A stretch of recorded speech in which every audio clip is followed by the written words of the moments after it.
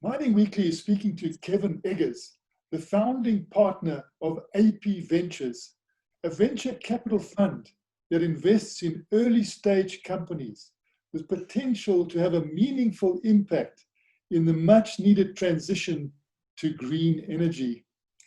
Kevin, if we could just talk about hydrogen, fuel cells, and the green economy, and when this is going to get global acknowledgement.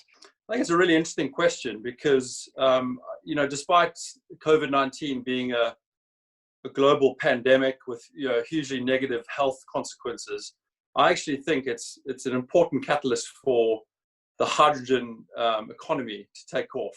You've seen the news out of Germany last week and how they are interested in supporting sort of new green technologies, which specifically includes hydrogen.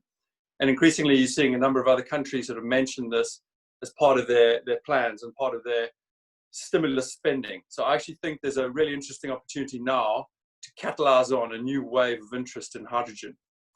I would say, answer your question, I always think of it as a matter of where, not when. So, where does it make the most sense for hydrogen to take a meaningful stake in a meaningful advancement? And I think that we're starting to see more and more examples of those in heavy duty applications, trains, trucks, buses, ships. There's a number of examples of those emerging. And then where it works incredibly well is also in return to base fleets. So starting with some taxi fleets, but particularly larger vehicle fleets. So I think we'll start to see the where being on the applications where it's most suited, and also in the geographies that are going to be most advanced in supporting hydrogen and new green technologies. What I like about the current hydrogen revolution, if I was to call it that, is that it's more broad-based than it was in the 2000s. So in the 2000s, we saw a lot of talk about fuel cell electric vehicles, and particularly passenger fuel cell electric vehicles. Whereas now, hydrogen is more generally seen to be the opportunity to decarbonize energy. That includes fuel cell electric vehicles, but it also includes hydrogen in its use cases in manufacturing, steel, in much more broader applications. So it's about industrial reduction of greenhouse gases rather than purely in fuel cell electric vehicles. And I think that's particularly exciting. Oh, that's fantastic insight. But I just want to get back to the battery electric vehicles.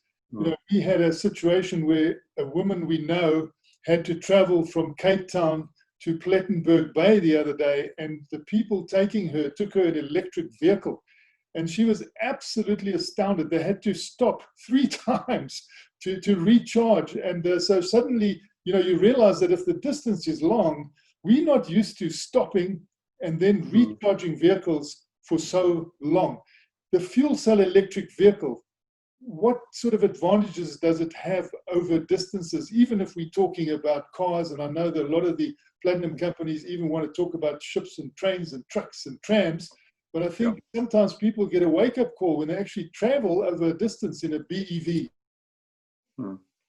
Yeah, Martin, there's no doubt that the battery electric vehicle sort of community, generally led by the likes of Elon Musk, have done a tremendous job at describing the benefits and the advantages of driving, zero emission vehicle.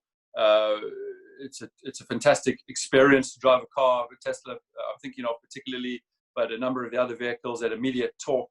And that has garnered a lot of public attention, interest, consumer interest. And I think what that's meant in the short term, people have been willing to sacrifice the driving experience in the sense of range and refueling times, purely to enjoy some of the other benefits that battery electric vehicles offer. But I think that at some point in time, that will wear thin. And what we'll see is people recognizing that the range, which is the primary advantage of a fuel cell electric vehicle, will come to the fore. The range and refueling time. And that means that people driving from Cape Town, Plettenberg Bay can potentially do that without refueling. If they need to refuel, can do it very quickly. And I was reminded of this. I was out in California in January, obviously before some of the travel restrictions took place. And where you have a conference or a meeting of, ironically, a number of green and clean tech investors, I noticed there was a long queue for the Tesla recharge station. And that just reminded me of the challenge, particularly when there's an event happening, which means there's a number of cars pulling into a specific area. It puts significant pressure on those recharging stations. So it's all very well saying I only need to recharge my car, and it only takes 20 minutes on a supercharger or a fast charger. But that's not really the case when there's a large event happening and there's 20 people trying to queue for the same charger. So I think the limitations of batteries, battery electric vehicles, as they scale, will become more evident, and the consumers will start to adjust their behavior. What has been interesting, though, is that I think it's actually a rational near-term response from some of the car manufacturers to try and have a battery electric offering, both because it offers a competitor vehicle to the likes of Tesla, who've gone out and actually put a vehicle on the market. So it offers the VWs and BMWs of the world the opportunity to have a competition in the market. It also allows them in a very short time frame to reduce their fleet emissions, and that's obviously very important to them. So I think that's a very rational response, and equally, it's a lot easier to build a battery electric vehicle. And I think what we're seeing is that fuel cell vehicles are complex. The advantages are significant, but they are complex to get right, and that's why there's a slightly longer build cycle, in my opinion. And getting back to the fuel cells, the so-called PEM fuel cell, that seems to need platinum group metals, and platinum in particular, which is wonderful for South Africa because we have the best endowment of platinum group metals. And being a mining weekly, we look at the metals that are produced and where they're going to be used. And what makes PEM fuel cells need platinum group metals as catalysts? And what do other fuel cells use? Is there a chance that other fuel cells will not have platinum group metals, and what metals will they have? Yeah, when I think about platinum and its role in the the hydrogen economy and this transition to the low carbon economy, I think platinum plays a fundamental role, both on the fuel cell, the PEM fuel cell, as you mentioned, as well as on the hydrogen production side, so on the electrolyzers. And I'll speak briefly about both because I think they're both very pertinent, broader question about the role of PGMs. It's certainly from all of my analysis and what we see as an investment fund, platinum has effectively an irreplaceable role as a catalyst in PEM fuel cell technology, and then the electrolyzing element as well. So it's very exciting to see that there's very little else that can ever really replace platinum in the short term. Clearly, there will be some thrifting. I think where platinum faces some challenge, though, is against the competing technologies. So, for example, on the electrolysis side, the alkaline fuel cells, also the alkaline electrolyzers, and then obviously on the fuel cell and the solid oxide fuel cells.